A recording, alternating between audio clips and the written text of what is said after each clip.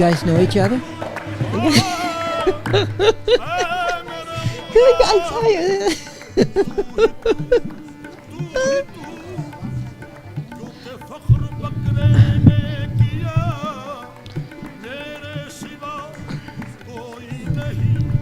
So,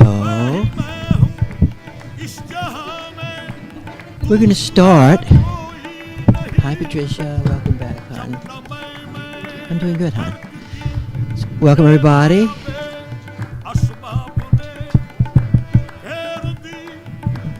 We have a super duper tiny group today, it looks like. People up there? Okay, great, okay. I always like small is better, you know.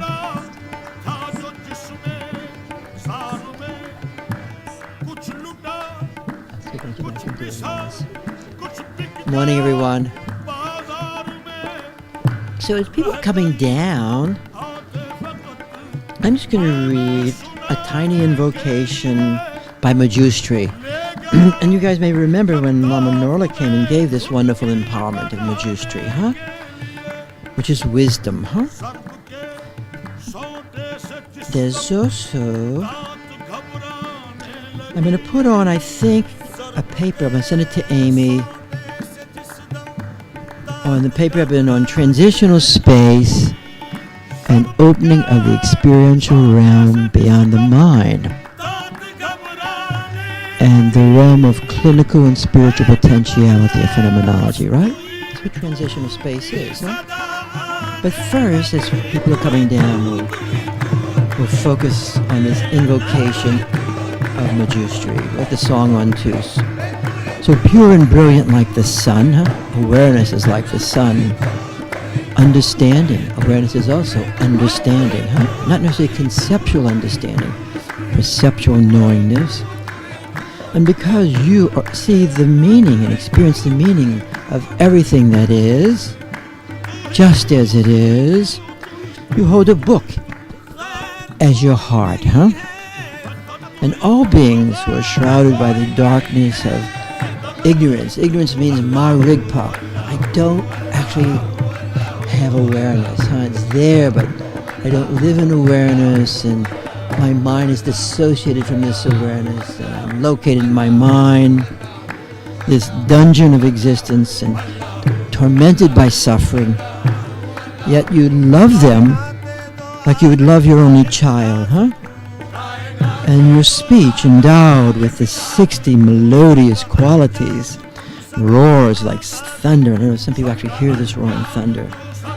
And awaken them from the sleep of mind alone and freeing them.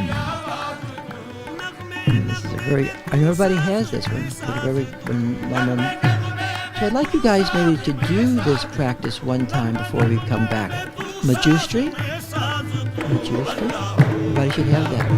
Mm-hmm. Why don't you put it on the cloud? That's great. I'm listening to Allahu right now. Sufi. I think my head is coming.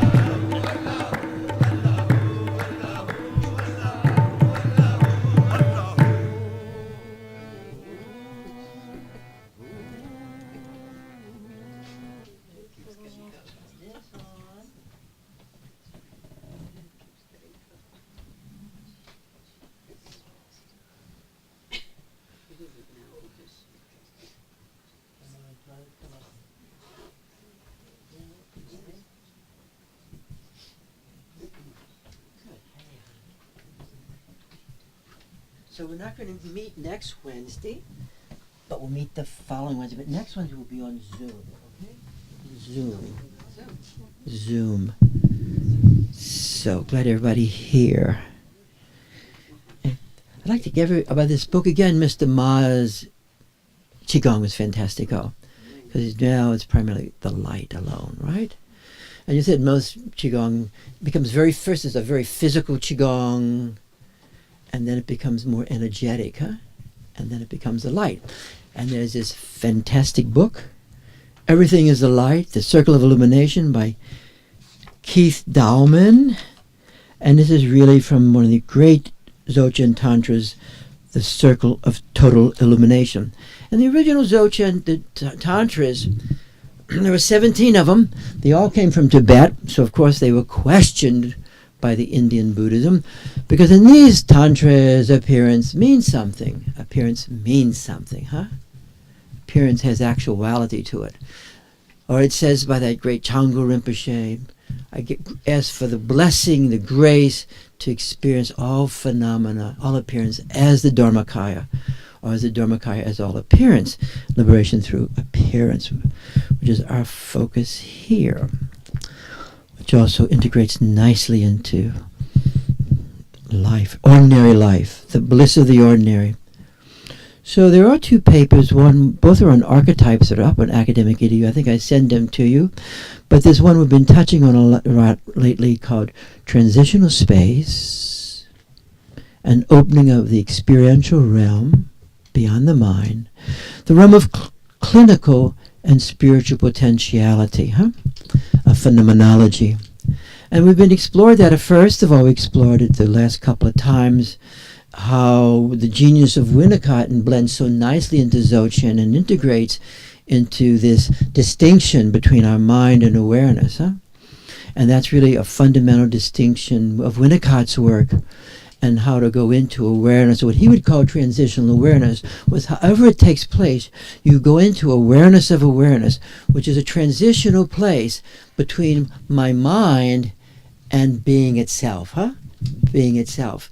And he was a pediatrician, a developmental psychoanalyst, but he would see how the struggle around psychological anxiety was ultimately the same as ontological anxiety, abandonment issues, all these issues would terrify us. Annihilation exists, deprivation is, that there is this intimate relationship with us as human beings, and perhaps animals too, between our psychology and our being. And that's what we are. We're both we're intertwining a little strange mixture of psychology and historical internalizations, and yet at the same time, this realm of being itself.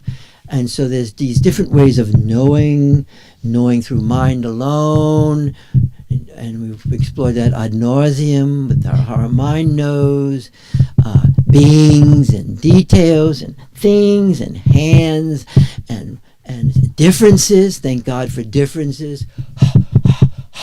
and also awareness knows being. And then we then started looking at again these different ways of how to enter into this awareness or transitional space. And for Winnicott had lots of different ways. There's lots of different ordinary ways. Because all this is ordinary. When you make it super duper pooper stuff, you make it highly, it needs this and that and 20 years of this.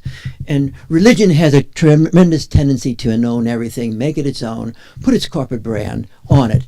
The most natural phenomena, okay? And this is not anti-religion. It's just you want to know what you're dealing with when you're dealing with it. There's different doorways. But sometimes a lot of extra elaboration makes it much more four-way than it actually is. Isn't that right, Kando? Than it actually is. And so then we looked at phenomenology, because phenomenology is so ordinary for most of us, where we learn to pause our mind. How do you do that? We pause our mind in Qigong, right? We pause our mind, and then we become aware of our mind. Wow, mindfulness. And that's always amazing the first time you experience, I'm not my thoughts. Wow. And I'm not the feeling. There's a space of knowingness between this awareness and our psychology. A lot of experiential therapy works right in that realm. A lot of therapy, EMDR, many therapies. That's why it has effectiveness. And then, one day, if you're lucky, maybe you fall in love, or maybe even in hatred. Whatever it is, there'll be some intensity. And you become aware of awareness itself. So most of the time we're in awareness of mind. That's a good thing. But the next step, you become aware of awareness itself. And that shift from becoming aware of mind to becoming aware of awareness is transitional space. And it is awareness of awareness. And as you're in this awareness, but it's a transitional between my psychology alone, thinking, feeling, sensation, all that stuff, and this awesome experience of feeling openness, pure openness, space, light, like we were experiencing this morning with Mr. Ma, clear light and luminous light. Things become luminous. We also feel this energy, this vitalness. Vitalness is not incidental to this whole story. As you read in the Dakini text, the cup of blood, right? Or you feel the energy, the capacity to relate to the energy and bring the energy into your body, magnetizing it and also extending it. And also the non-conceptualness of this dimension, right? And then you begin to integrate your mind, our mind, into this awareness, which also starts to be amazing because it goes beyond our bodies. And we start feeling it beyond our bodies. You know, we start the expansion of our own awareness. And with that, wow, we start entering into non-dual states. There's me and you and an indivisibleness. Now, thank God people don't have to listen to this sort of thing or know it, because this is all a kind of intellectual understanding with people who have a lot of time on their hands. Because most of this stuff happens naturally for people. It happens naturally for people. It is nature itself. As Goethe says in his praise of the mother as nature, nature gives us everything, huh? And so do many of these great texts. This is nature, okay, from their point of view. Not supernature, not exceptional nature, not super allegocious, but just nature itself, to have that natural abiding state. And I really hope you get this book by Keith Dauman, The Circle of Total Illumination, because he's an exquisitely good writer and he translates this Tantra very well. So where are we at now? So as we integrate our mind, I know you guys all know this, that's why you want to be in awareness and integrate your mind. But you have to know a bit of whether you're in awareness or not. So a lot of times we think we're in awareness, but we're simply in our mind. Or sometimes we can even be in a dissociated alternative state, kind of a trance state. And it feels good. It really feels good, but you're not necessarily in awareness with me. It does. It feels great. It's been a long time. So there's awareness. As we become aware of awareness, it begins to open up more. And through this whole process of becoming, it's an embodiment process. It's quite the opposite of dissociative process, you know. It's not this, and neither that nor that. It is this, and everything. And it's really the body itself. As we embody this light, we begin to experience the body as light. Not unlike this morning. Huh? And Mr. Ma is using another way, you know, totally no words. I can never understand what Mr. Ma is saying anyway. But it's happening. You know, I hear a word here and there.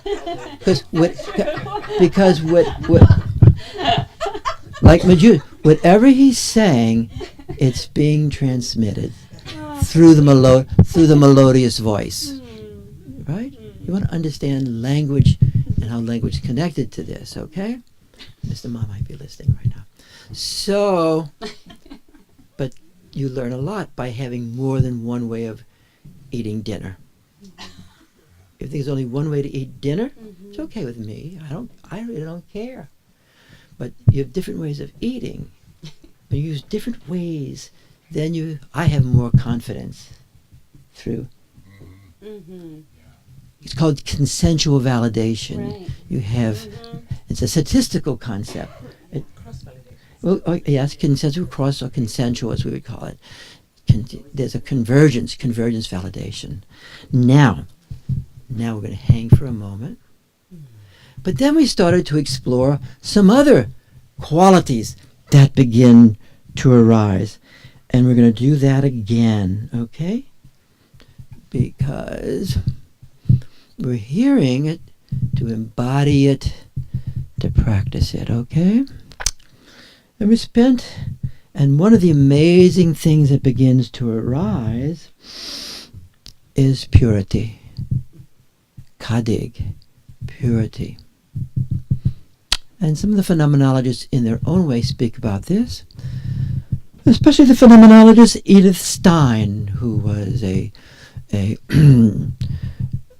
I believe a German Jew who was at the university with Husserl and Heidegger. She was brilliant. And she was very interested in potentiality and actuality, which is an ancient Thomistic theme, but also occurs in Dzogchen, potential space. And in Winnicott, potential space, right? Winnicott was preoccupied. When can a person enter potential space? Because that's where they're going to change. When they enter potential space, changes. As long as they're in mind, it's going to be hard, because that what they're trying to change is doing the talking. You follow me? So you need a space. So Edith Stein started opening up potentiality and purity. She had such experiences, she then became a nun, a Carmelite nun. She shifted and became a nun. And she dedicated herself to mystic life, okay? She was quite a character. Then the Nazis come along, and they're starting to do what Nazis do, right? That's what people do that have that mentality. We call them Nazis or other words. They just like killing people. You with me? So she then escaped to Holland, to the Netherlands. Is that a Netherlands person here? Oh yeah, great, you're here, great. You know Edith Stein a little bit? You've heard of? Okay, so she goes to the Netherlands, and she's protected there. But there was a sneaky thing that took place where they came, took her, and she was executed at Auschwitz. But she started bringing forth in phenomenology purity, kadig, that awareness. When you enter into awareness of awareness, you experience the purity of being itself. The purity of being itself. Now the same thing in Dzogchen in the 7th century and the 8th century in Tibet, when they started becoming aware of awareness, highly influenced by the Bon tradition. We never hear at the Bon. We had used for our first introduction was through the Bon masters. And who was here when the Bons were here? They were Bon masters came, the whole group came, and we studied with them about 6 years. But it was its own thing, and really ultimately we kept moving, as we tend to do. We move. We keep moving, right? So then we went to others, studied others, because we like. But the Bon masters were very much, they said they were 45,000 years old. Perhaps that's true, But they were very much introduced. Dzogchen was there through the Bon tradition, and it became explicit. Then Padmasambhava comes and makes it more explicit also during the 7th, 8th, and 9th centuries. Also including the influence of Kashmir Shaivism, this convergence of Hinduism, of the Tantras, of Hindu Tantras and the Buddhist Tantras, right? In the same centuries, Abhinagunta. And there's a talk or paper on the center's website on this. There's a little statue of, not a statue, but what do they call this? The lingam. You should look at that, the interface of that. There's also some papers. I'm covering a lot today. So then what starts to happen, as these people in Tibet, and this is really, Buddhism is just coming into Tibet at this time. This is all somewhat pre-Buddhist. You with me? And when Padmasambhava comes in with Dzogchen, there's Buddhism coming around, but it's in and out. So they're meditating, and the first thing is to become aware of awareness. The first experience they have is the purity of their own awareness. The purity of their own awareness. Not the purity of their mind, rub your mind. And they understood that you're not going to get to the purity of awareness by having a pure mind. Certain traditions think that if you purify your mind enough, suddenly you will have pure awareness. Fortunately, the Vajrayana doesn't make that problem, because the Vajrayana understands that everything we call poisons and junk, right? All the poisons are vehicles of illumination, vehicles of being experienced as purity. And so they also look at the three yanas. There's different unfolding of Buddhism over history, but another unfolding is the first basic group of teachings, like with Lord Buddha, the four truths, is do no harm. Okay, the first series, do no harm. Okay, eat grain. Okay, the second came up was compassion, the great compassion. You with me? Everything is a function of compassion, and that's where liberation is. And each of these things change over centuries, right? The third one of the Vajrayana arises is the purity of all phenomena. You with me? Or another way of looking at this, the first turning of the wheel was recording. Is that recording? Yes, we go. Is that recording? Yeah. Okay. The first turning of the wheel was Shakyamuni, or which is another name, Gotama, teaching the Four Noble Truths, okay? And the Four Noble Truths, life was very difficult there, but life is suffering. Desire is a source of all suffering. Impermanence is always there. You with me? And there's one more. There's an end to suffering. Huh? There's an end to suffering. What's the fourth? You give up desire. Okay, and that was the first teaching, and it was very monastic, and it was very dissociative. It was a dissociative path. Not this, and so with this, you have many monastic paths are dissociative. So it's changing in later centuries. Okay, and in the West, it wasn't so much that way with either Aristotle and then the pre-Socratics like Heraclitus, and it was quite the opposite, huh? But they had a similar with causality, because Buddha actually brought causality, the importance of causality. So anything was rather animistic, and with his teachings, causality became very important. And the idea of karma. You do bad things, bad things happen to you, you bite the dog will bite you later, and this whole causality thing. 100 years later, Aristotle, the same thing, comes up with causality. But a sophisticated causality, formal cause, material cause, but causality starts entering life, and you start having actually a furthering of buildings and thinking and problem solving that way. Great contribution. In my book, more important than the Four Noble Truths, okay? More efficient causality. But causality, not in the sense of awareness, causality in making things, creating things, being builders. Huh? It gave you nicer houses. It creates civilization in a less magical way. Now then comes the second turning, because Buddha himself, the Four Noble Truths do not deal with cosmological or ontology basis. Again, if you read it, okay, it's kind of like a materialism, spiritual materialism from my point of view. Okay, then comes Nirguna, and Nirguna starts to open this up, that there's something here, this profound emptiness, and this profound emptiness that actually is there, and everything arises at and creates everything and anything. He couldn't say anything positive about it, but it was more, it's not this, but and you have the paramita practices, and you start having great practices that actually starts to open up the Mahayana tradition. You with me? So simultaneously with Nirguna and all, you start having the tradition of compassion, and you start also having some form of archetypal dimensions start to arise here. It just has to take place. You with me?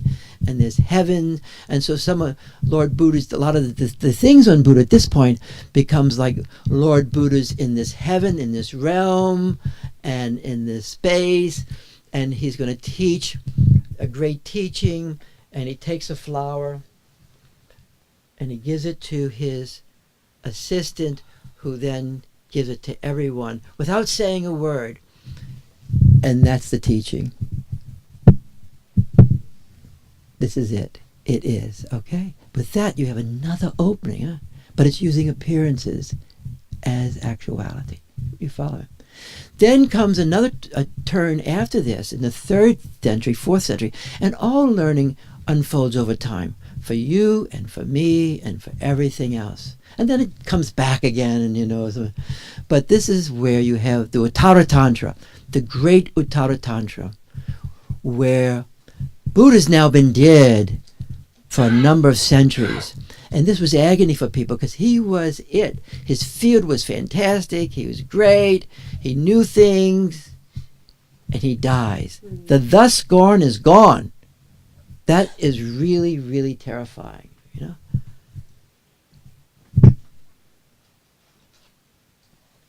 there. And so the Uttara Tantra comes. And rather than the word Buddha signifying a person, Buddha began signifying a realm, a range, a dimension of human experience. Buddha mind. Dharmakaya, Sambhogakaya, Nirmanakaya become really explicit. Dharmakaya, Buddha mind. And the Buddha mind's in all of us. It's in every human being. This pure awareness, this pure consciousness, this pure awareness, this pure knowingness, that becomes everything and anything, right?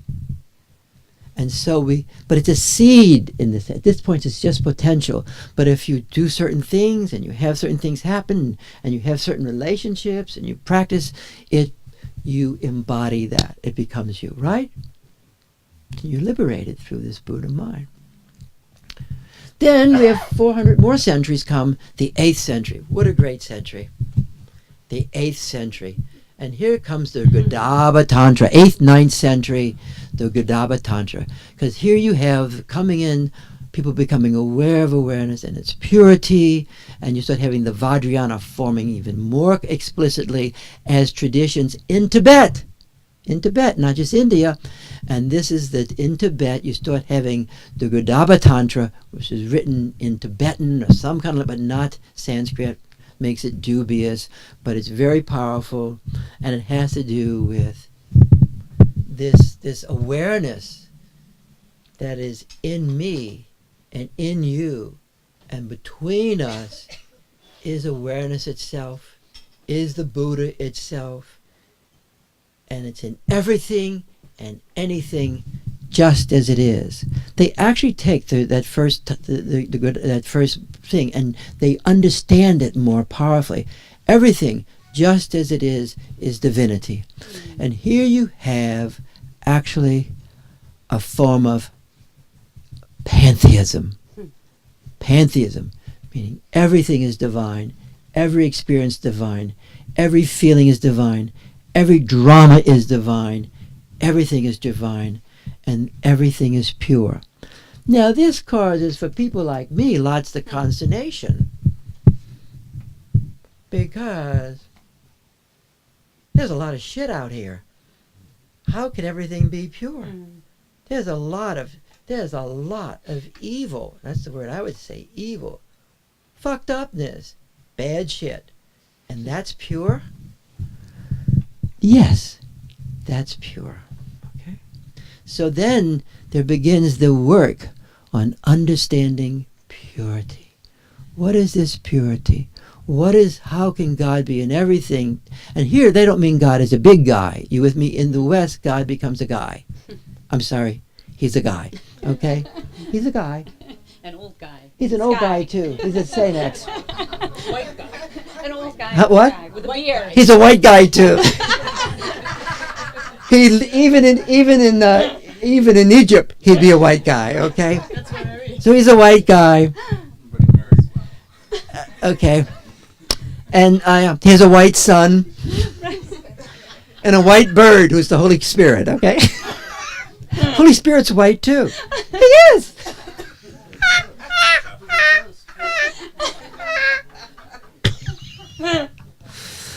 I'm glad I'm white. It's sick, eh? Because prejudice, as Gadamer says in his book on truth and and transmission, the transmitted truth, you really have to know your prejudice, because it's always there. Right. So then we'll go back now to sanity, and we'll go back into purity, okay? So, awareness. Are we together? We'll lean. If you guys lean into me, I'll lean into you. And we have our little conjunctio. Then we have more illumination, purity, kadig or kadag. And there's a lot of problems arise around this. Because then purity can also become political too. It can become political. It becomes politicized. So awareness is pure. And awareness is always pure. Just think, awareness is pure, and awareness is always pure. And so these people, living thousands of feet up, and it happens not just there, every other places, they suspend their mind. We can do it right now. Suspend your mind. If you can suspend your mind, no refund. No refund. No refund. You suspend your mind, and then you become aware of your awareness. And especially if you focus in your heart.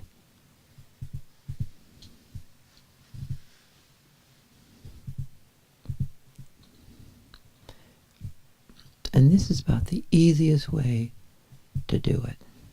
Become aware of your heart. Your mind is still nuts.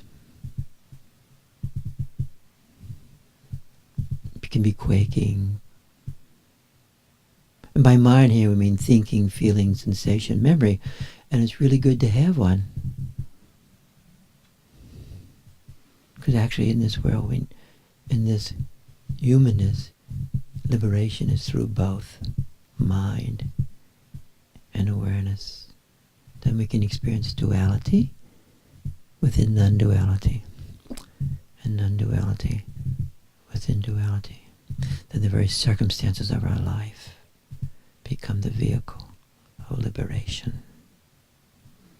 So awareness within our own being is pure. So within my own being, so now I'm, as a Winnicottian, I'm in transitional space. I'm not located in my mind alone, because he said when people are located in their mind alone, it's hard for them to change, right? We've all known this. So we make that shift and into awareness, which is not our mind. It's the knowingness of being itself. And it's completely pure. And then if I start feeling that in me, it's what it takes one to know one. If I feel that in me, and I experience that purity in me, then I can possibly experience it in you. If I can feel that purity in me, I start actually experiencing that purity in you. Now, probably I'll experience that purity in those people who I like, first of all. You know? Because that's sometimes why we can feel that in a person. You can see it, that purity in that person. And there's a resonance in that purity. Time we expand our range to everything and anyone. That's what experience gives us, an expansion of range. That's what sadhana is. I'm expanding my range. So the purity of the openness of awareness is actually the openness of being. The purity of this awareness is the openness of being itself. My mind might still be fucked, but the purity of this awareness is the opening of being. Someone else thought that also. Heidegger thought this. Heidegger understood this. When he had a great disagreement with Husserl, that phenomenology wasn't just phenomenology of our mind and how he constitutes things with our mind. He took the step back and became aware of his own awareness. And he began to experience being beyond circumstance, the background of circumstance, the background of his own thinking is being itself. And he called this dimension Dasein. Dasein. So there's our mind, and there's Dasein. Raise your hands if you know this, if you've heard this. Dasein. And Dasein means different things. One way of translating it is not like Sunya, is like openness. So Dasein, my mind, my being is openness. Openness to what? To being itself. Human beings are being unto death, and they are open to the beingness of being. This was a radical experience. He began, so writes being in time, huh? And he writes about time and timelessness, just like the Dzogchen masters. Maybe he had a copy someplace. I doubt it. And he starts opening up this experience of being and being itself, and what that is as regards to liberation, huh? You guys follow what I'm saying? And another way he spoke about Dasein was there-ness. Being there, being present as presence. Not simply in our mind, but in this knowingness. Actually has a book on called Mindfulness, but it's not mindfulness in the traditional sense. It's on knowingness. So Dasein, right? Not just thought one place. So awareness knows being itself. How many people know that here? How many people know that your awareness knows being itself? Raise your hand, please. You want to claim that knowledge, huh? And awareness is the knowingness of being. So there's this mysterious thing that being itself, that being that is within me, is actually knowingness itself. In Hindu, Satchitananda is in me as me. And there's my mind, and there's this other dimension of being, which is being itself, knowing its own self. Dharmakaya, knowing its own self as being itself. Dharmakaya manifesting Sambhogakaya, archetypical realm, archetypes, energies, powers, shaktis, personified, Majustri. And then there's ordinary life, the life world, to use Husserl's language, the life world. This life is a manifestation of primordial awareness, big conscious around me, but it's also the manifestation of my own awareness. It is the manifestation of my own awareness as awareness. Direct. Period. Really good to know, really good to feel it. Then I'm now becoming Vajrayana, or Heideggerian, or Longchenpa, or Abhinagunta. I'm becoming aware of my own awareness. And I integrate my mind into it.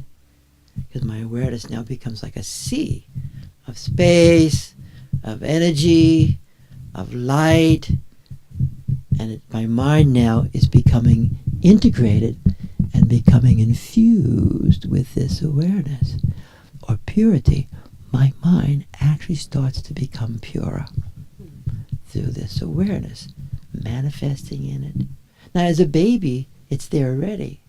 And you see the baby and the mom, you see this purity.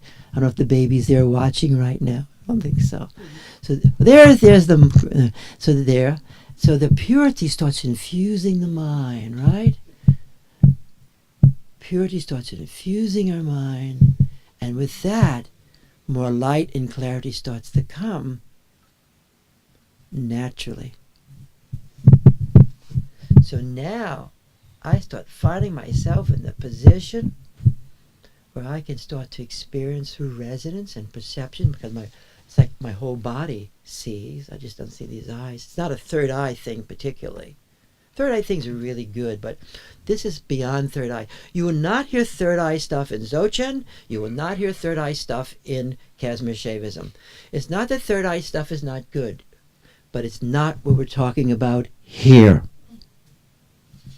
Because this is seeing with this eye and feeling with this body in this world in its multidimensionality. And so I begin to feel the purity of my friends. I'm still a highly prejudiced person. That's the way I am. You with me? I like my friend. Because friendship is really important. Dhammachitsiya. Companionship. I'm just having to expand what that means. So companionship, huh? Companionship. Because companionship means equality consciousness. It undoes asymmetrical, patriarchal stuff. And the resonance. So through that resonance, through that experience of purity, the great compassion arises, which is innocentia. Purity and innocentia are so close, right? Even our own self. You feel that. And so we begin to experience that in different people. And then we start becoming in a conflict because we can see that purity in them. And yet, we can see they have bad thoughts, especially about me, bad habits. We always see it in reference, right? Bad habits, don't you? And there's bad stuff about them. And yet, you can feel that purity in them. That's an existential moment of potentiality to make the next step. And then you begin to realize that you can feel that purity. You can relate to that purity. And yet that same purity begins to infuse your mind that you can experience goodness in a person and badness, to use that word, in a person, or evilness, darkness, and lightness in a person simultaneously with the purity. Now to feel that is the great compassion. You with me? Because compassion, I'll say this again more logically in a moment, because compassion is not my empathy for you. Empathy is a psychological thing. I can be in my mind alone and have empathy. You with me? I can have empathy for a person, because actually in mind alone I can feel their pain, and I can feel empathy. I can wish them well. I can even take certain actions, you know. I can probably in time start internalize people's pain if I'm really sensitive, and then I start getting depressed and it's not even my own depression. Then I have to go see somebody who can help me wiggle out of that shit. You with me? And but then if I have awareness and I start experiencing this awareness, and I'm in this awareness, and I can feel this purity, I also feel I feel this compassion, which means what's in you is in me also right now. Even though I may be fortunate to have a character that has more equilibrium. You with me? Because you can feel this purity in all human beings. I used to be a policeman at one time. I loved being a policeman because I was graduated from college. I had lots of good grades, and I thought I knew shit. I didn't know much. I really didn't. So how to learn something? I became a cop. Because I knew the sheriff, I was made a detective rapidly. I never liked to suffer, and I don't like being the low guy I'm just not. So I was a cop. Little gun, outfit. I learned things I never knew existed. Holy cow! This is really weird, but it's sort of fun, you know?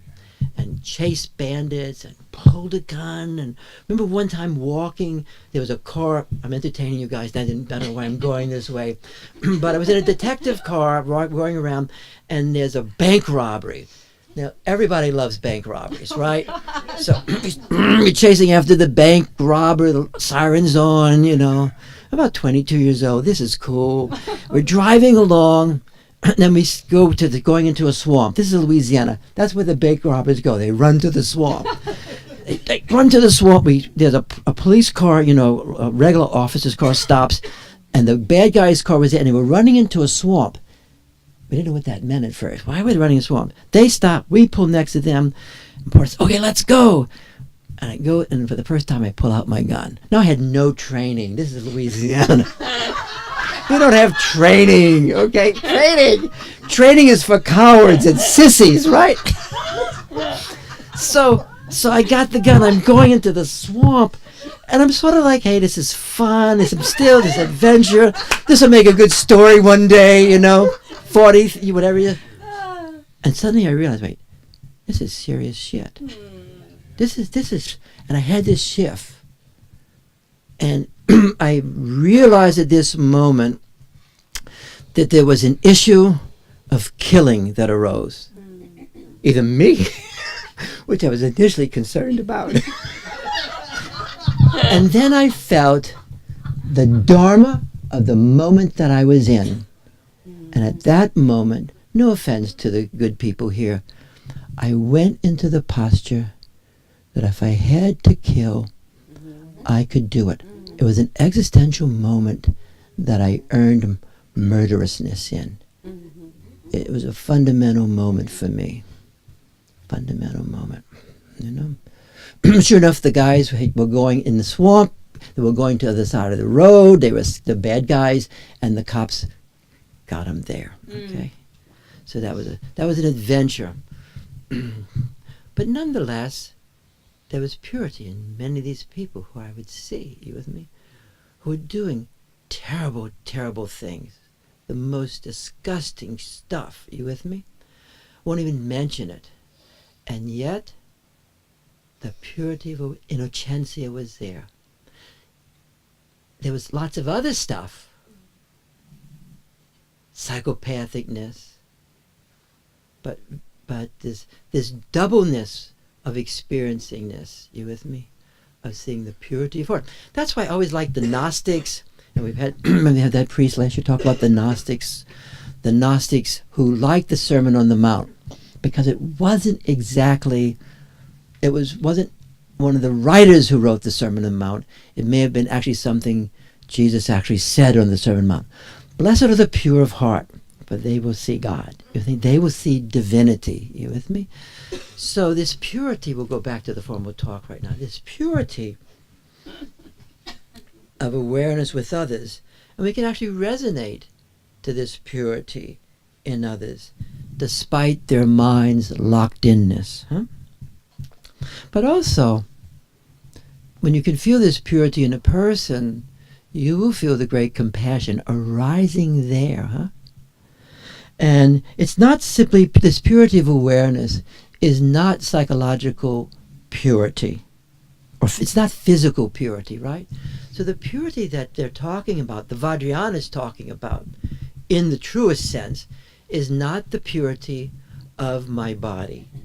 You with me? It's not the purity of my manners. It's not the physiological purity of me. It's not the purity of my desire. It's not the purity of my desire. It's not the purity of my desire. It's not even the purity of my habits.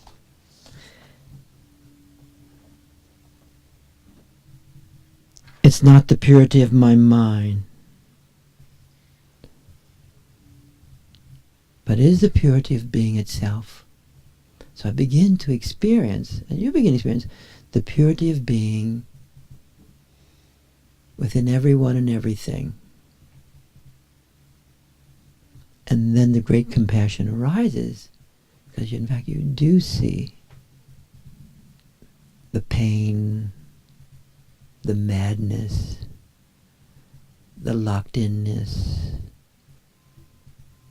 the vast narcissism, all that other stuff, the lack of self. You actually see that. You begin to see this in human beings.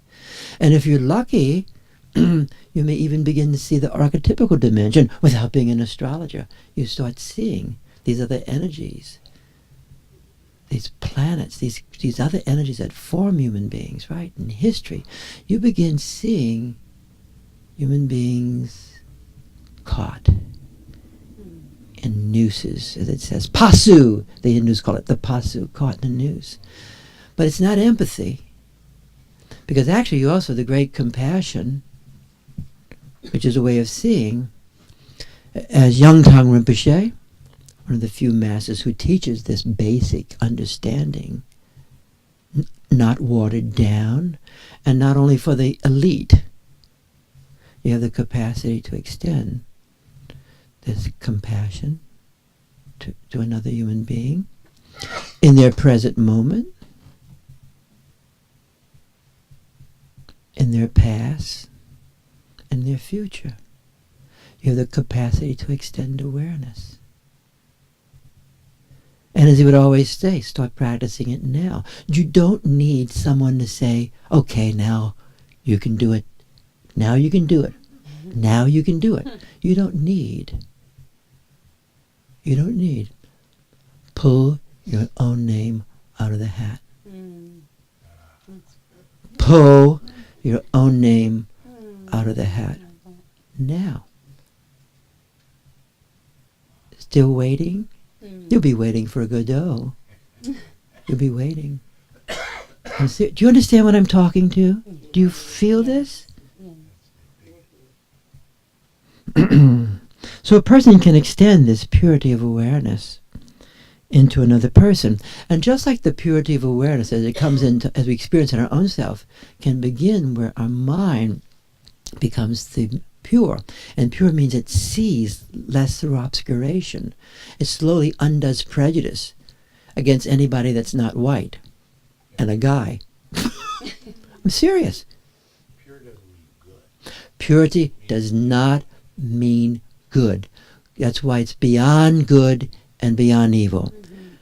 Get beyond right and wrong, tantric, get beyond good and evil, get beyond better and best, and then you'll experience the self, life after life, and death after death, and your own self. Swami Muktananda's words. It doesn't mean good.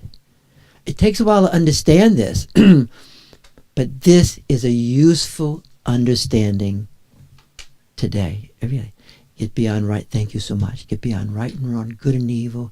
Nonetheless, the very light of awareness allows you to see character. It's not where, like many think, do no harm is becoming a naive cow chewing on grass. You with me? And seeing everything as good. That is not this. Then you will find terrible things happening to you. Because the purity of heart, the great compassion, is also protector. It's a protection of people who you're responsible for, and it means actually having the capacity to have both benevolence in your body and fierceness. And you hold both, you with me? And you're in the moment. It's not going to come out because of logical reasoning, how we like to reason ethics. You have a perception of action, huh? Say yes if you're understanding this. Yes. Perception, action, yes. It seems to me that us, or me, saying something is good or bad, it keeps me away from the purity. That is probably true for you. Yes, because as we know, and this is where contemporary psychology goes beyond Buddhist psychology and goes beyond Hindu psychology, very limited psychology. The great thing about the West is we know psychology. We know more and more about awareness. But I wanted to study Eastern because I knew more about awareness. Their psychology, I thought was, well, gee, it was cool. But the superego, which is created out of annihilation anxiety and deprivation in our life, in our circumstances, either in actuality or in fantasy, is dissolved by awareness itself. That's why discrimination is not a function of your superego or your superego voice or your superego thing. You with me? And so one of the things that happens with poor religion, they don't dissolve the superego. And there's a confusion of what is authentically discrimination in time, generational time, in order to help the tradition survive, becomes a superego, a dogmatic thing. Not in terms of only truth, but in terms of practice. Because Dzogchen, in and of itself, is anarchy in a certain way. That's why the transmissions in Dzogchen are considered whispered transmissions. One person to another. You with me? It's very personal. That's why the word tradition doesn't mean that much to me, though a lot of my prejudices are around one. Because I like appearance, I like phenomena.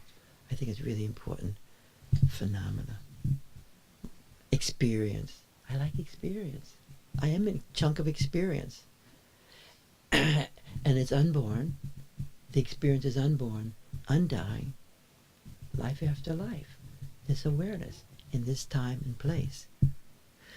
And when they speak about the transformative guru, the transition guru, and the person where you praise the guru as your own self, the transmigration guru, that's you. That's you. You're the transmigration guru. You're that knowledge, life after life. So, we'll continue on here. So again, this purity of awareness is not the same as the purity of mind. And the mind is flooded by everything and anything. That's why the real Vajrayana masters said, if you think you're going to have a pure mind, you're not going to be liberated. So they start planning liberation eons later. That's a metaphor as just keep waiting. I'm serious. I read this stuff. I know it. But if you can take everything and anything in your mind and you begin to integrate it into your awareness, then everything is liberated at that moment. Say yes if you understand, if you experience that. Everything is liberated. As you bring everything into purity of your heart essence, liberation takes place. It metabolizes everything, because this purity is also light. It's luminous. Fire. It's fire. It metabolizes everything, and you get more light and more energy because you're able to metabolize shit, which is Winnicott's really interest. Who can metabolize trauma and how to metabolize trauma? And you also understand, if you're in mind alone, you're not going to metabolize trauma. You have to be in awareness, and this awareness needs a transitional object or a self-object to help you hold this for deep shit. Two awarenesses are better than one, and you learn how to enter that non-dual relationship with a person, not a fused relationship, and then you can start to transmute stuff. Now.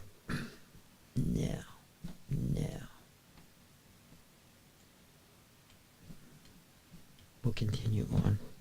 There was also this other great Dzogchen master in the 11th century, whose name I keep forgetting. Began with a, huh? Ramjam? I think it was Ramjam. That might be his name. 11th century master. He wrote a lot of great things, and he wrote them all for himself. He never quoted anybody. They all arose from himself. And he began to speak about gnosis is awareness. When you're in awareness, you have gnosis already. Stop waiting to think you have gnosis. So gnosis is awareness. But also, he spoke about mind gnosis in the 11th century. So this is when all the other traditions are coming now. The Kagyu traditions are coming. This is still Enigma tradition, my prejudice. Though I love Kagyu, Karma Kagyu, for lots of reasons, including the Majustri presentation and some of the other great tantras that arise from there. But that your mind, there's mind gnosis, there's mind direct perception, there's the purity of mind because it's in union with primordial awareness. Raise your hands if you understand that. Raise your hands if you get that. Raise your hands if you don't get that. Welcome. You're from the Netherlands, right? You'll get it. That's how they think. You're just playing with words. Okay, great. What's your name? Caroline. Good. Glad to have you here. How did you get here? By plane. Okay. Well, that takes care of that. Any particular person? Who invited you here?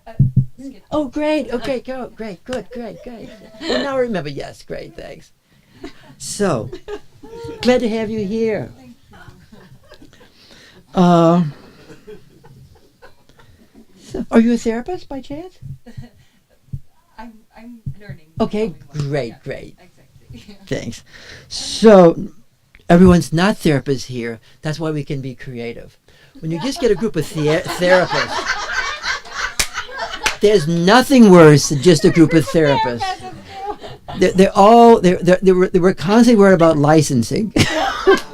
And everything is trying to maintain licensing and evidence base, which is not really true. Having been a researcher, you know a lot of research is never replicated. You know that. Just isn't. Anyway, we'll continue on.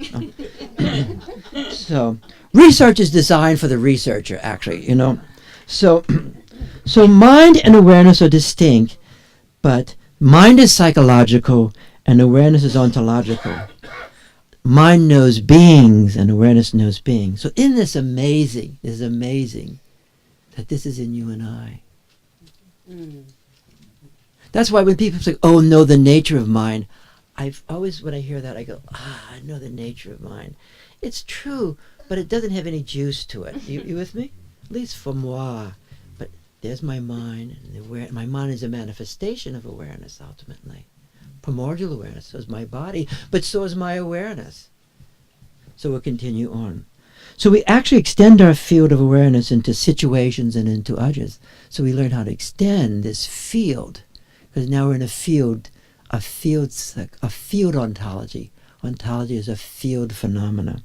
And in mutuality, you know, someone embraces you, and you can tell when it's embrace, that's a mechanical embrace, and there's no transmission. And you have to know all this stuff. You go, oh my God, thank you so much. And you can tell an embrace where suddenly you're embraced and you feel this energy and light. And none of this depends on theology, and none of this depends on religion, right? You get this embrace, and you feel that embrace even after the embrace is over, and you can feel ongoing continuity with the person, right? Right. To the level of awareness, consciousness. So in mutuality, we can extend this feeling to each other and within each other. And so the meeting of mutual extensions will increase the sense of indivisibleness and non-duality between participants. And you can see this where people, even where they learn to extend their field into each other, and they begin to hold the field simultaneously with each other, then that non-dualistic bondedness takes place, right? And that bond helps endure shit, right? The bond lets us hold shit. The bond only not just lets us hold shit, the bond lets us metabolize shit. The bond is not in just as Skip and I know. It's not just in me. It's not just in you. It's between us. The bond itself, which is the bond of awareness, metabolizes transactions and metabolizes actions. The bond in a group, if there's a bond in the group, the bond in the group will metabolize experience and metabolize transactions and metabolize difficulties. And if there is no bond, it ain't going to work. It ain't going to endure. It just ain't. And if you're staying in a situation and there's no bond, say you're in this seminar and there's no sense of bond. I'm not talking about to me, but a bond to what is created here. Then you are wasting your time, okay? After a few months. And you should find a place that you feel bonded to, where you feel that inner connection, you feel that aliveness, you feel space, you feel light, you feel energy, and you feel that you're thinking and in it in a whole way. Doesn't that make sense? Yeah. Doesn't that make sense? Continue on. So most people think, we'll go back into compassion now. So this indivisibleness, The purity within awareness is the source of compassion. This is why the power of compassion is beyond our mind and beyond its judgmentalness. I'm glad of that, because if it's beyond my mind and I'm in awareness, and my mind can still be making judgments about you. Still making but the awareness is beyond my mind and beyond my judgmentalness. To the degree that I've brought my mind into this sea in the heart, then the prejudices themselves are dissolved by the light of awareness itself. I can argue prejudice forever, but prejudice, I'm still white. The only way the white prejudice will dissolve will not be by reason alone, because the oneness of awareness dissolves it. The purity of vision, the experience dissolves it. Who raise your hands if you understand what I'm saying by this one? Yes? There's a wonderful Netflix show on called Dear White People. Oh, really? That really shows the truth of white. Thank you. I'll have to watch that. Though I see it most of the time on TV anyway. This actually goes into the psychology. The psychology. I'm just being cynical at that moment. So, compassion, the power of compassion is beyond our mind and its judgmentalness. This is a big thing, because when we're into judgmental and still in our mind, the only vehicle we have is empathy. When I'm in my mind alone, I can have empathy. And I can even have mercy in my mind alone. That's the genius of this current Pope. I don't necessarily like him for everything, but I do like his emphasis on mercy. Because with mercy, you can feel valid in all your judgments, but mercy itself can arise from the heart and liberate you to not eradicate that person. So compassion is not within the psychological continuum of empathy. It's really useful to understand this difference. Now tell me the truth. How many of you really feel this difference in you? You really feel it. You don't? Okay, great. I'm glad. Tell me if you don't. It's something you want to feel. That means your psychology is still too dominant. You're having to open up your mind to awareness. This was Heidegger's struggle too. You have to open your mind to this awareness. You have to learn to suspend your mind and sit in awareness itself for a while without anything happening. And also, you want to be with people who have it and who can, if the person next to you has it, so she has it, so I can feel more, because all this is resonance. That's why the body of what's his name, Avalokiteshvara, it's a body filled with eyes. It's an embodied state. If I'm not in my body and I'm located in my mind alone in a dissociative way, compassion will be very difficult for me. I can be a goody-goody and I can have empathy and call it compassion. I will not have the power of compassion or the healing power of compassion for myself. This is why Dasein, that going beyond our mind and experiencing the field of being, is a great, great, great struggle. Say yes. And that's why some practices help also. That's why I think by invoking the archetypical realm, the esoteric realm, whatever that may mean for you, whether it's herbs or these other energies, it helps you go beyond your mind to begin to experience this, if you don't ramify them. So compassion arises out of the purity of awareness. It's not wishing everyone well. I wish you happy birthday. I wish you well, Tom. Good luck. Good luck, buddy. I know. It's good manners. Good manners. A lot of people confuse compassion with good manners. A lot of Buddhists have very good manners, by the way. They do. They have very good manners. I'm just not against Buddhism. Hindus don't have as many good manners. Are you with me? They don't. Catholics have good manners depending what lineage you have. Irish, Italian. It varies. I can say this. Protestants are more intellectual. Protestants are more. They have good manners, okay? Episcopalians have good manners. I love the Episcopalians. They have good manners. No offense, okay? So compassion arises out of the purity of awareness. Gestalt therapists have no manners whatsoever. They don't. Okay. I'm a Gestalt therapist at times. So the purity of awareness is naturally, some of my teachers had great manners. They did. Irv Posey, they had great, but their manners were attuned to the moment. They had gestures that were tuned to the moment. Now that's alive manners. That's Irv Poster. That's alive. Pearls didn't. Pearls did. Pearls was a genius with psychopathic background tendencies. Mhm.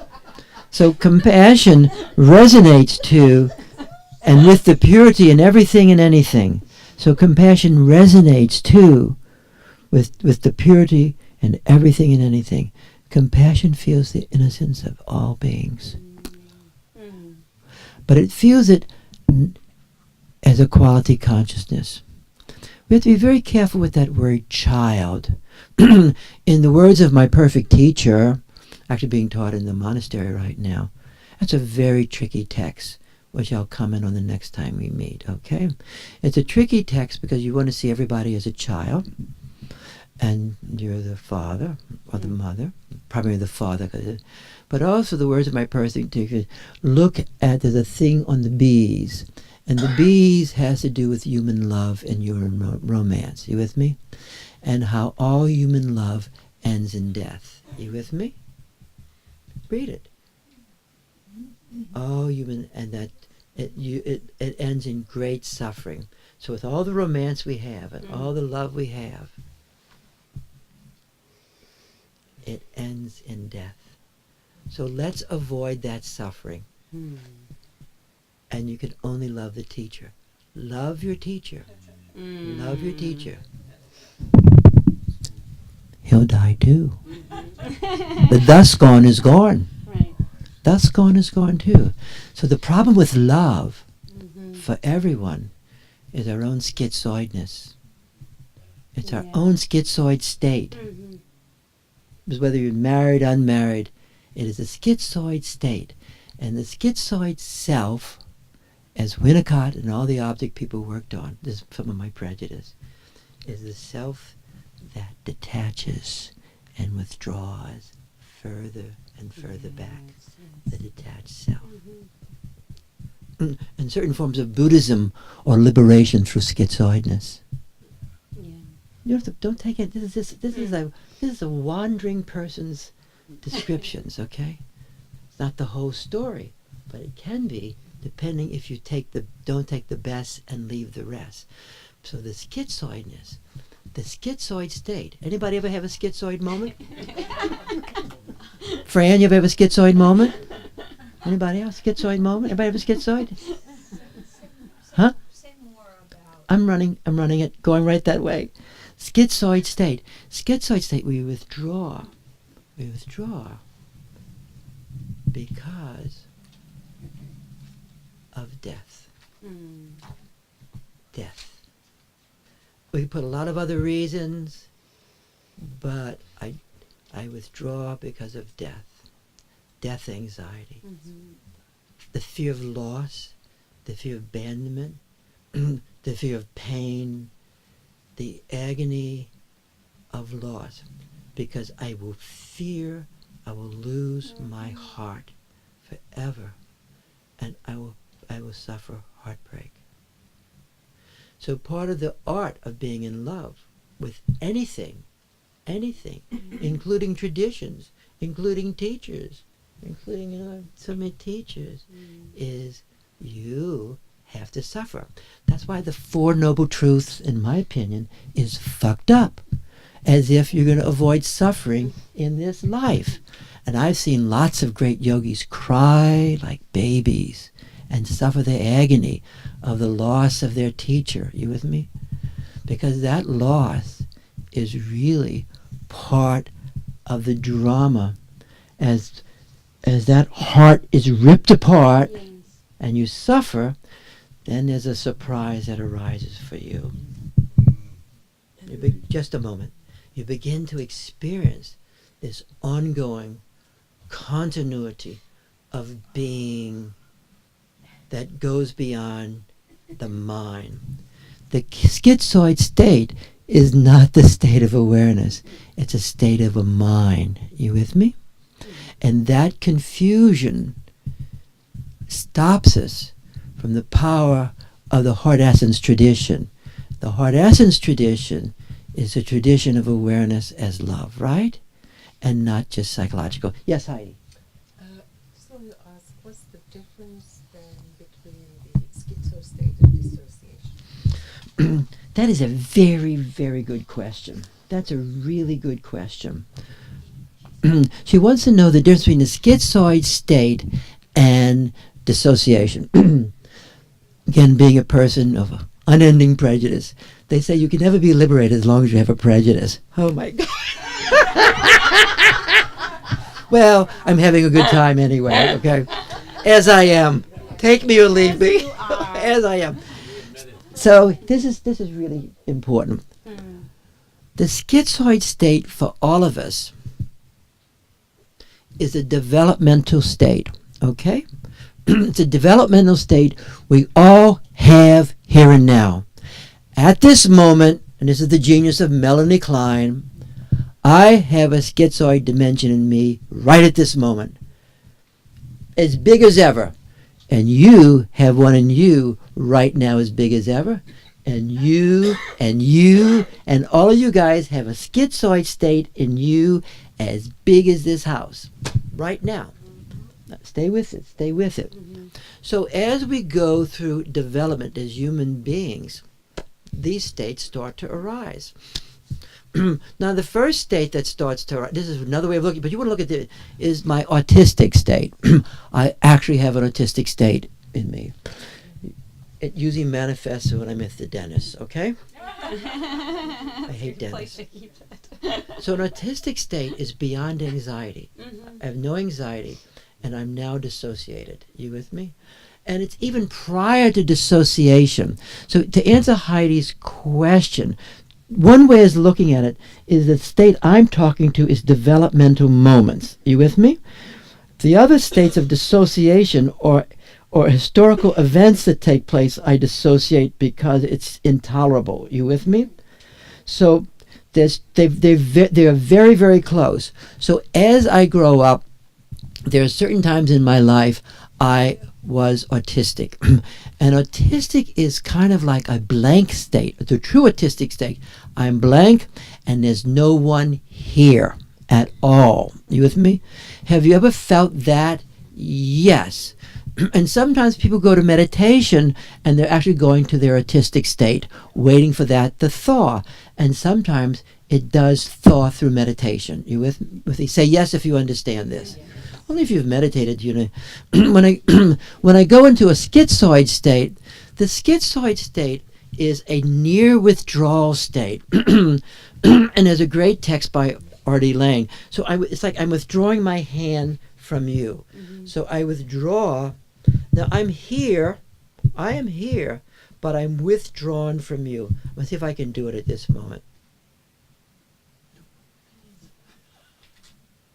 You feel that? Now I'm schizoid. It's strange, isn't it? I'm now schizoid. You can feel it. It doesn't feel good. I'm now schizoid. But you want to have mastery with these states. I'm schizoid. Now, can't get back. What the fuck? Because once you enter a schizoid state, it's not easy to get back. I'm not just messing around.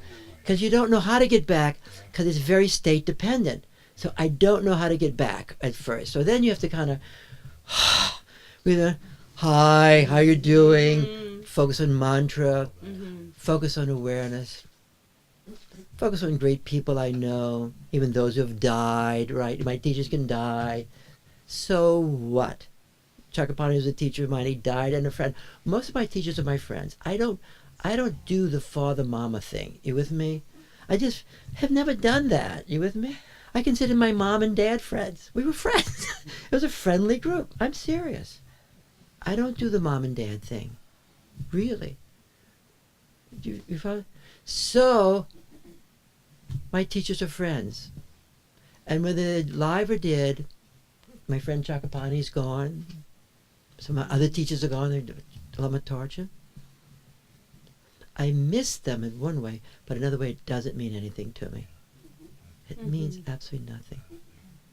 Absolutely nothing. And I say that I'm now no longer schizoid, because death throws us into schizoid states. Death throws us into schizoid states. So schizoidness and death go together, you with me? And part of the suffering of death is what you felt in me just now, was my schizoid state. And also when I go into a schizoid state, I also go into a paranoid state too. You with me? Yeah. So I'm in a paranoid schizoid state, and you felt that, I hope, okay? So if I can start coming out of that, I know someone's still lingering in the air, and I love how sensitive you guys are. We all have good perception here. That's why, and we're trying to work with us to spend a perception that becomes strong and powerful with energy and light, yet we still know what's happening. So if we go beyond for that, I then start entering into an empathetic position, and I start feeling what other people are feeling. And that's why they call it, what's the phrase, inclining stuff, it's beyond death. There's a word that actually says it's beyond death. The empathetic sense is beyond melancholy. Any Kleinians here? There's a word like beyond melancholia, beyond loss, it's beyond loss state. There's a word Melanie Klein used. All these people are geniuses, really.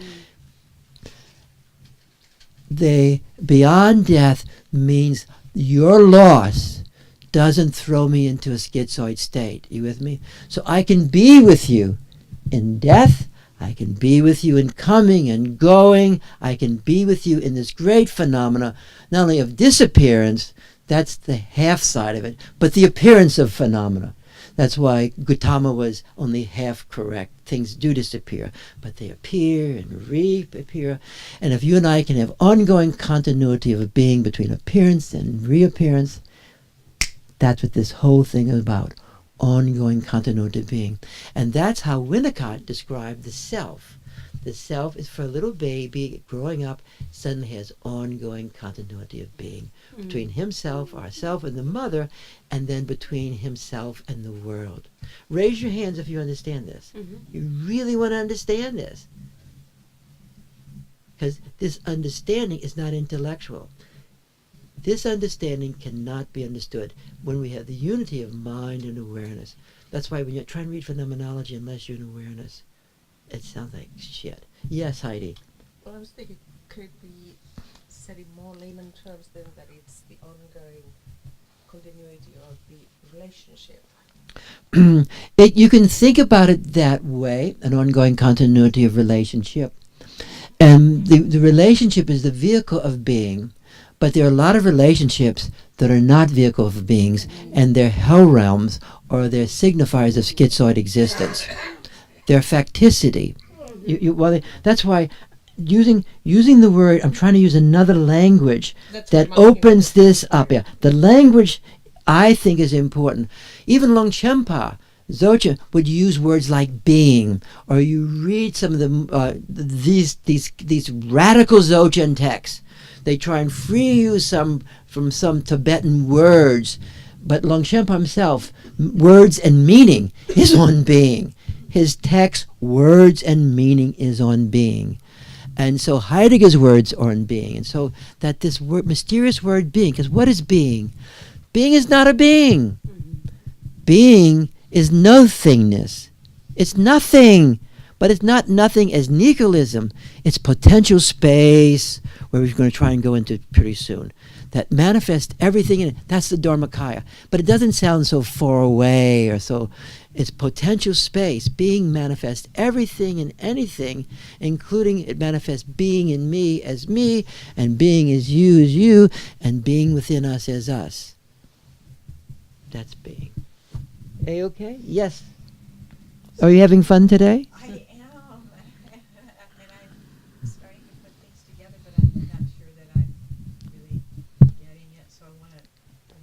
let me mention this. If you're getting it, it means you're doing it, what you want. So it's not so much me. It's you can feel you're getting it. You with me? Yeah. The truth is your own arising of experience. But go ahead. Yes.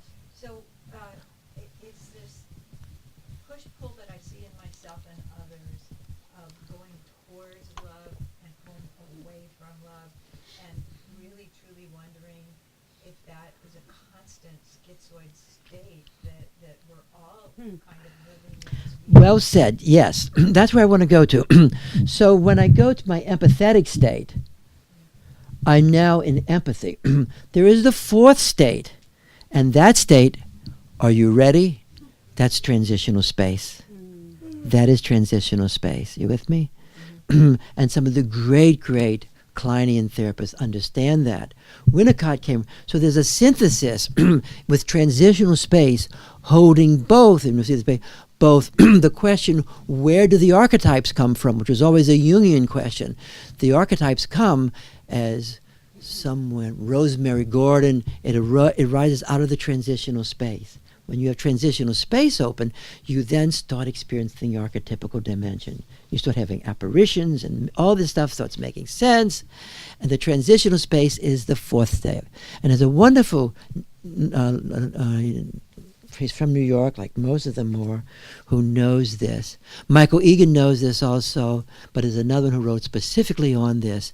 The fourth state. You're beyond death fear. You're empathy, so you're not into melancholy all the time. You with me? Melancholy is always being caught in death. You with me? Melancholy. This. Raise your hands if you guys are following this.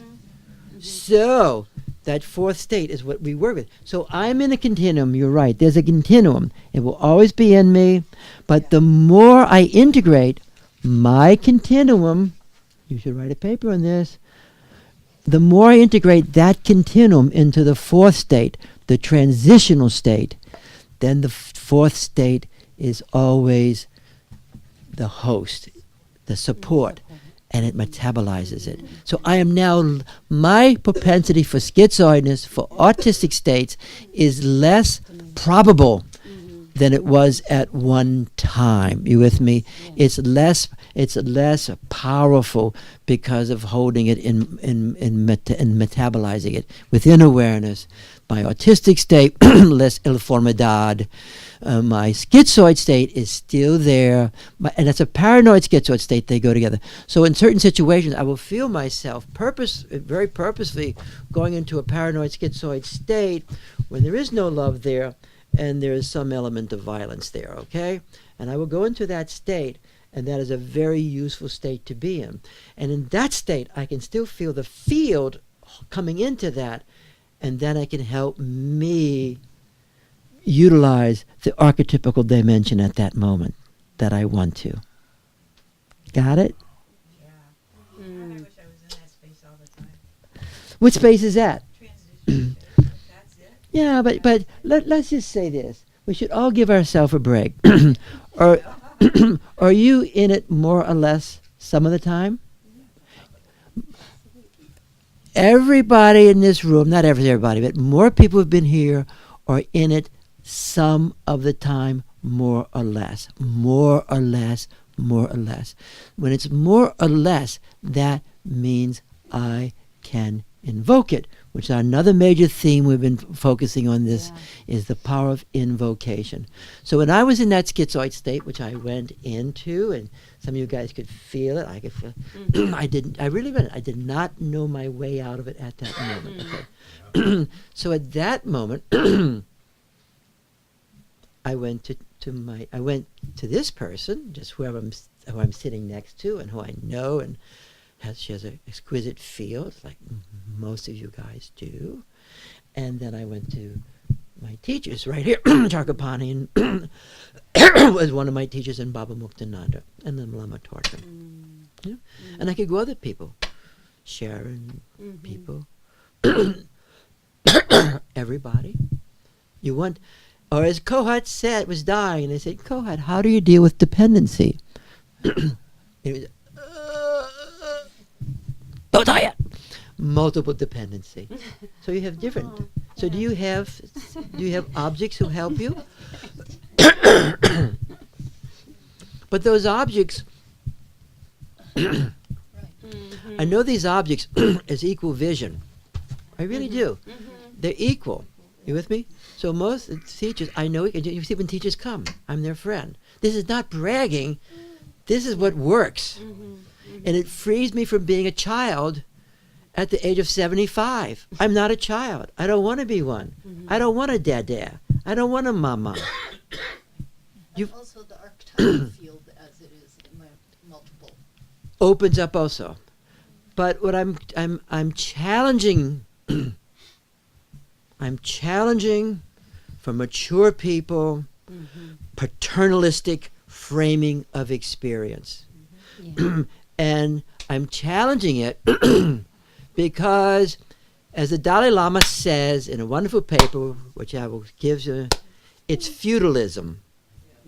And he calls it feudalism. And now, I didn't like the Dalai Lama at one time. I met him, I didn't like him, I want to introduce him, okay.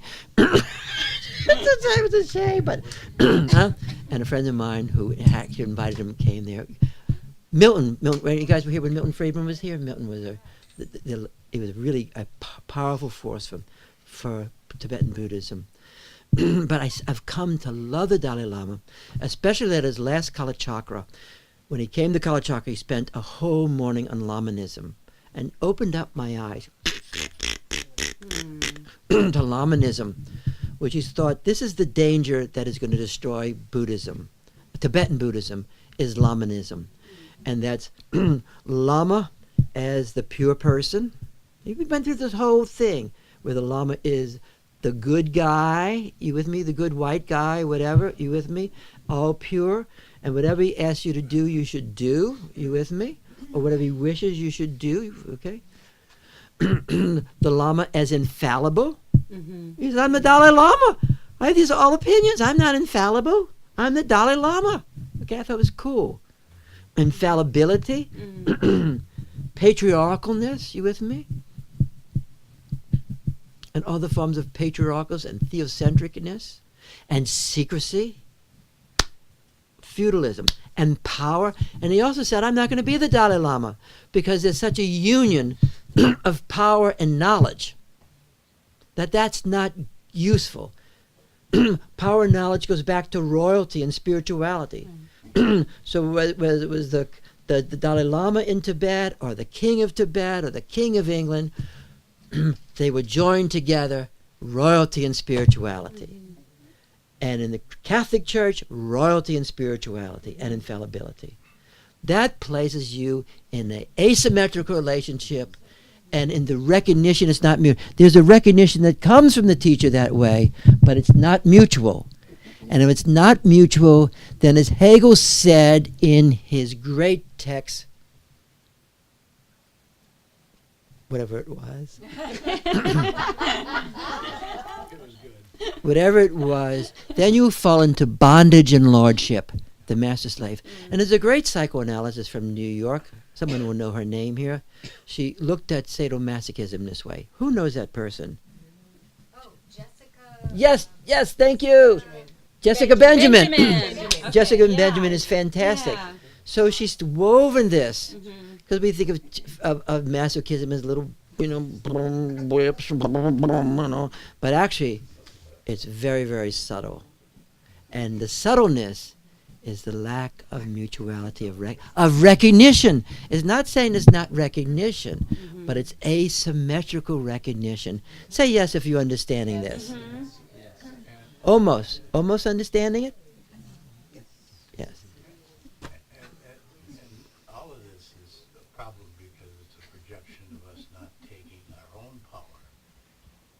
With our name out of the hat. No, yes, sir. No, I won't use the projection. No. I think projection is not a stronger word.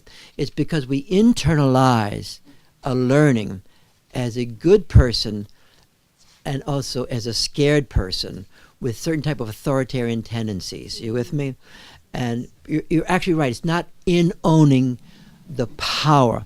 But it's not just from projection. It's from internalizing teachings that are taught. You with me? So when the Lama says to you, I am the Buddha, you should see me as the Buddha, that at that moment is a half-ass statement. You with me? Because if you see me as the Buddha, I see you as the Buddha, and I see you as awareness, and you see me as awareness, then that is a complete teaching. And you will have you have mutual illumination there. So you're saying we are so used to this that we entangle learning with authority. The internalization. We internalize that. Let's So then when we go to it, we don't see it as our own, we see it as it coming from some outside. the authoritarian personality, which is a social cultural experience, both collective and contemporary, is a major factor in our life today, and has always been, both in parental life, in spirituality, and in politics. The only people I know who really went against this in the purest way, and that's why I know they were informed by great, great, great, great yogis, including his name I forget, but is the people that framed the Declaration of Independence. That is a non-theocratic, with patriarchal elaboration of democracy. Democracy is the threat. Democracy, not leadership, democracy.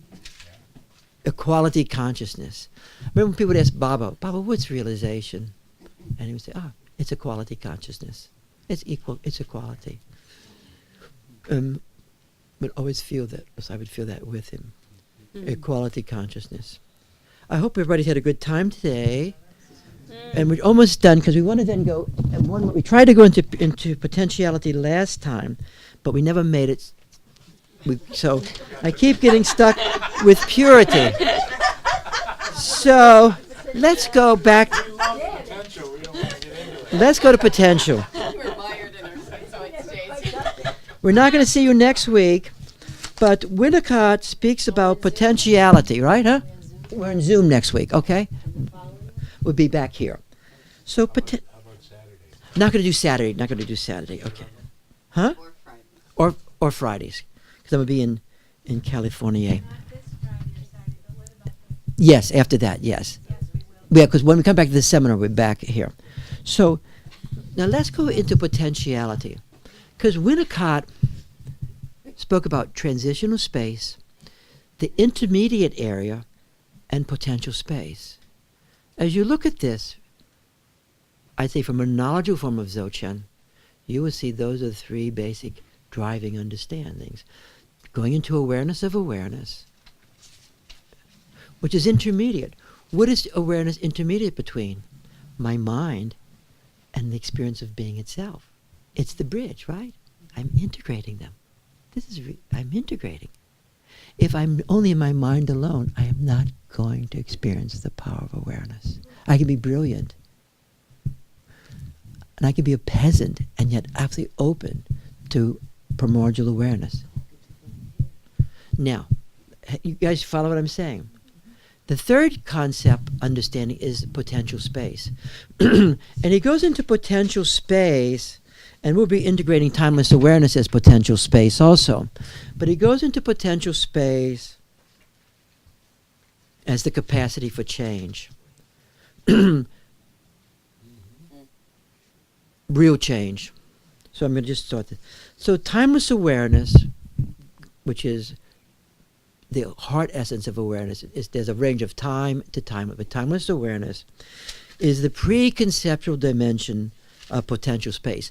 When I talk about the realm of potential space, I'm ultimately talking about the Dharmakaya, but I'm leaving certain Buddhist understandings of the Dharmakaya far behind, okay?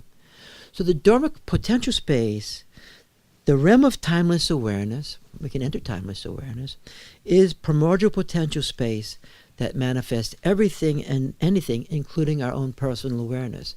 So that what's on the macrocosmic level will be on the microcosmic level. So my own personal awareness has access to potential space, right? It has potential. It has access to potential space at the level of the Dharmakaya, at the level of potential space. I can tune myself that. It has level of potential space in the Sambhogakaya. So when we're doing those practices like on Saturday, and it starts to happen, it's because potential space is opening and it is becoming activated in this dimension of Nirmanakaya. And even we can have possibility of activating potential space in Nirmanakaya, right? You know, certain types of ways of activating potential space. You with me? So in a certain way, I may have activated from my own sense of potentiality, which is close to me, my own schizoid state. So I activated, it took some potential to do that. You follow where potentiality underlies all this? So we're trying to see the realm of potentiality of the Dharmakaya, like that song we play often with Chato Rinpoche singing, potentiality, that I can see appearances potentiality. I want to feel where's the potentiality in this moment, if it's there, because it's not always there. The great Alain Lacan, a French arrogant person but brilliant, would say also, the way he did his sessions this, but it was a monetary. People would come in for a session. If he'd feel the potential space, he would work with them for a while. As soon as it was over, he'd say, go next. So he'd have lots of people waiting down that'd come up to see him. He was charging all of them $240 an hour, $400 an hour. So it was a great way to make tons of money. I'm sorry, you're not in potential space. Leave now. But pay the fee before But pay the fee before you go. Pay it first.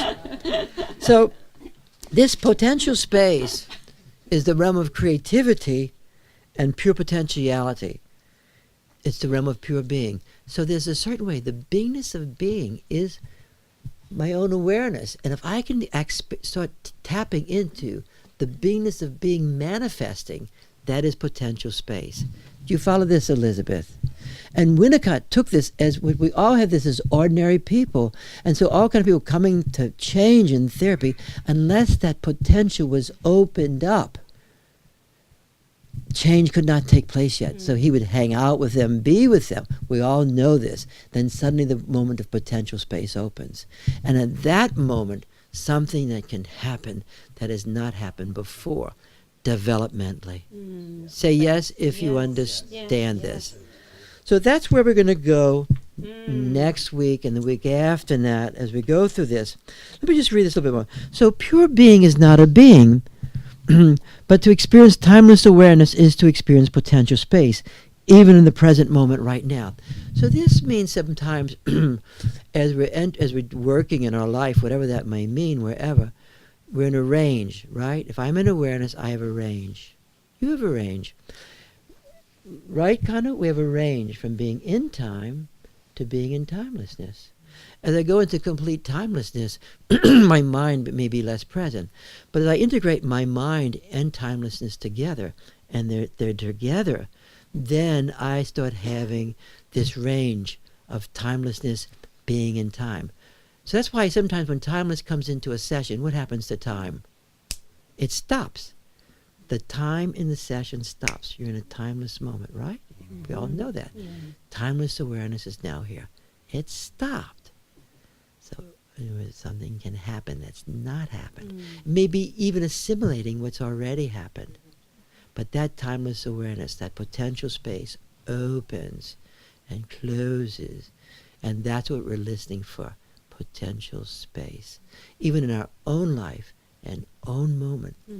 And that's why learning to invoke potential space in ourselves is a factor of being in that dimension. And it doesn't mean just witnessing that dimension. If you're witnessing it, I think you're wasting your time. I think witness consciousness is good if you're going through a trauma. And witness consciousness is a grace, because if you have witness consciousness and you can witness it, you will not be damaged like you could be damaged. And the witness consciousness will later on, at the right moment, come forward that experience can be metabolized slowly but surely. That's witness consciousness, okay? But the consciousness of being in awareness is in that moment, I'm in the field at that dimension. So if I'm in Nirmanakaya, I have the capacity of invoking potentiality at this dimension. And certain, we can all do that. And they may be metaphors like words like, eat shit, what? And something happens. But that words and gestures are only carriers of that power. Like Mr. Ma's words today, what did he say? But you feel through that melodious voice the transmission of the chi. You follow me? Or it could be a gesture, or even a reasoning, but it's all the invoking of potential space at that moment. You go to the next section, the archetypical section, and sometimes the circumstances are so tight here, and at the ontological, the cosmological side. That's why all these things have to do with cosmology, right? The elements. And you start invoking the cosmological element, and you start feeling that potential space opening up in that place as the Tromonogmo, the Dark Mother, or you feel the necessity for not for beneficialness, but for vicious, fierce experience. And it's not part of your personnel. You learn to invoke that, to cut through stuff. But you have to be in the field at that dimension. So if the archetypical stuff on Saturday's working, it's not because you're speaking it like a good little person in Tibetan. You're in the field, and you have an understanding what's being said, and you're using the power of that understanding to invoke that drama in your life in that very moment and access later. Now, if you have the power of entering into potentiality, pure potentiality, Dharmakaya, and that means you spend time in meditative awareness, sitting with no person around, just in being itself. Because only with mind is circumstances present. Because I'm in my mind right now, I have a mind, and I may be in awareness more or less, then I can see you as a person more or less. Because I see people because of my mind. My mind knows beings, and my awareness knows being. And if I integrate them, I can have the power of these different dimensions in my hand. And this is really the power of the Vajrayana. This is the power, the true power of the Vajrayana, and the power of Dzogchen. And it's beyond ritual in the truest sense. It's beyond patriarchalness in the truest sense. And it's beyond this and that. And as we hold this awareness and we're attuned to the Dharmakaya, because we know it and we feel it through teachers, we feel it through companions, we feel it in ourselves. And so throughout our life, even if I'm not in awareness, I'm trying to stay attuned to that potentiality. It's like a good person. So there's markers. You would say there's markers when when the trance gets broken. That's a marker. When the trance gets broken? When you, like somebody says, oh, like a really, as you saying, or Yes, but the markers depend. For instance, I can be saying all kind of things, but the field's not there, so it sounds like a marker. Or I could be doing little things. That's not it. The real marker is the experiential felt sense of what's happening. The true marker is not the objective behavior. It's the feeling of it's the felt sense, the perceptual sense, the knowingness of what's there. It's the gnosis. Yes? What coming up for me is that the total lack of dependency on anything happening outside of me. It's total. It's that I need to be in a state, that being in awareness is being in a state where connection is not about dependency. I'd like to say this another way. I am never outside of circumstance, and I'm always dependent on circumstance in a certain way. So I'm coming at you now from a phenomenological point of view. I am always, you actually did one time the contributions of phenomenology to Dzogchen. It starts off with the givenness of phenomena. You edited that for me. Remember? And it starts off with the givenness of phenomena. We're always in phenomena. I'm always in circumstances. And even at this moment, anything I'm saying is meeting the phenomena that's being presented to me. So in this way, I'm completely dependent on phenomena for the manifestation of the potentiality. There is this union. Yeah. Thinking of the word dependency more as cathartic. Yes. That kind of dependency that you're talking Yes. about is I'm always needing to be ready to meet that phenomena as it is. And that's a dependency that the targeting quality of meeting it in a certain way. Yes, that is absolutely right. That's psychological look at dependency. But the more phenomenological look, which will always bring us into being, is the union of appearance and awareness. You will never have awareness without some form of appearance. Even if it's the appearance of pure luminous darkness, you will always, and even at the moment of death, there's going to be a manifestation. That's why it's the union of appearance and awareness. And that's why the archetypes are appearances. And death itself will have some form of appearance, even if it's no thingness at a certain way. And that's where it's opposite. From a phenomenological perspective, is to me true liberation. It's liberation from that psychological Yes. Ye- for it to be Yes, yes. And the psychology is now bathed in awareness. I have made my awareness my psychology. I have made my awareness. And I'm still nuts as a fruitcake, by the way. I still have all sorts of things, meanness, question, doubt. But I have made, I'm now, it's all in the sea. I have not changed one fucking iota. If I think I have to change it and purify it and made it, I am fucked up, and I'm being taught something that's not really Dzogchen, not the Vajrayana at all. With that, we end our day. See you guys later. Hasta la vista. Take it easy. I love this topic because it's pure Vajrayana.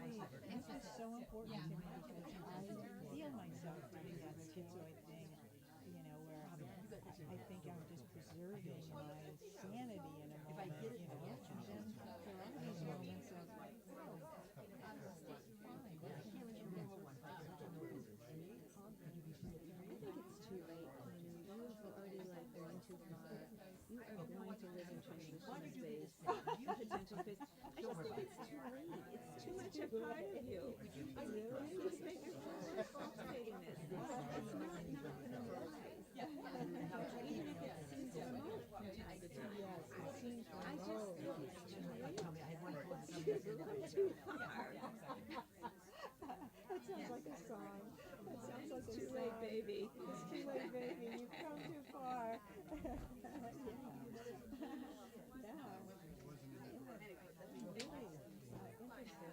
And maybe it's just about claiming it now. Like, you know, living into the truth of where you are now, in this particular transitional space in your life. And claiming it. As it is. I actually, last week, I did the American Meditating Retreat, and I pushed myself into claiming it by saying, I'm turning 70, and this is a big transition for me, and I have many questions, and many questions, you know, because I was setting up an activity, setting them up for Q-storming, but I did it by talking about all the questions that are up for me right now, and so many people came up to me afterwards saying, I can't believe that you are turning 70, you know, I can't believe you're turning 70, you seem like me, like why aren't you in the picture of what you're supposed to be, you know, which was really very, it was very interesting for me to get that feedback, you know, from a ego point of view, from a standing back and going, oh, okay, but, you know, I'm breaking my own pictures, you know, yeah. So anyway, all that said is like, it's a very crazy, interesting time, yeah. Thank you for saying what you said. I really take it in. I really take it in. I really take it in. And if talking about the specifics at some point would be helpful, of course, you know, I'm happy to do that. Yes. We'll just have a conversation. You look so artistic today. This is all so beautiful. I got this in Alaska. It's beautiful. It's a local artist that did it with that cut velvet, and this is, you know, their traditional button thing that they do in their, I don't know what tribe. Just Yeah. look beautiful. Beautiful. Hi. You look radiant. You do? Yeah. You do. You do. Getting a nice foot massage here, just spontaneously. Marla's. So do you want to talk a little bit, like on the phone sometime later? Or? Yeah, let's do that because I'm supposed to meet Karen now, and she's going to be picking me up. I hope so. Karen that was just here? Karen that was just here. She went to get her car, and yeah. I'll give you a call later. I'm But free did you after get 7:30. the thing of December 14th? Yes, I'd be happy to do it. Thank you for giving me the opportunity. Yeah, there's no pay, but it's a good that's thing. okay. Yeah, I think it'll be a really good. Oh yeah.